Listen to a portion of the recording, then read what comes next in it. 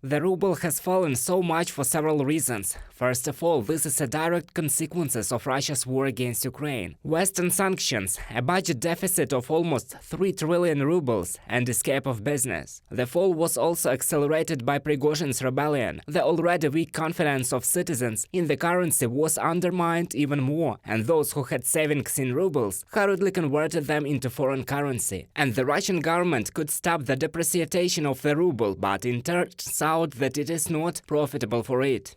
Because budget expenditures are in rubles and revenues are mainly in foreign currency through exports, and the lower the ruble exchange rate, the more it is possible to finance budget revenues, which have decreased by 35% over the past 6 months. Sergei Zhavorenkov, member of the board of the Liberal Mission Foundation, in a comment for Voice of America. That is, in the short term, this will make it possible to cover more government spending, but the opposite effect is to increase prices. And first of all, it will be felt by ordinary Russians. According to experts, a number of ordinary household products, including essentials, will gradually rise in price. The peak of inflation in the country, according to economists, will occur in autumn. That is, citizens will pay for the goods reporting of the government of the Federation from their own pockets. And taking into account the fact that the Kremlin war against Ukraine, Russia is not going to stop. To cover the huge costs of it, the state will again take resources from citizens.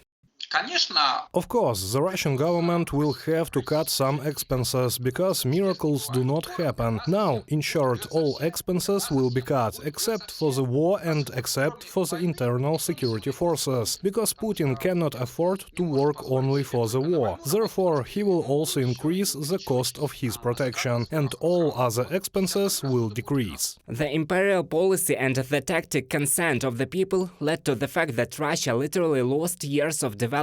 It is practically impossible to calculate exactly how much the war against Ukraine takes from each Russian at the moment. But even with rough estimates of what is known, we are talking about colossal amounts. Thus, according to Forbes, in 1922, Russia's direct spending on the war amounted to $114 billion, and this is without taking into account the destroyed equipment and personnel, as well as economic losses from sanctions and isolation. But even this money would be enough, for example, to open a modern hospital for 800 people in every second city of the Federation. Western intelligence agencies are already openly saying that Putin has led Russia to the status of China's raw materials appendage.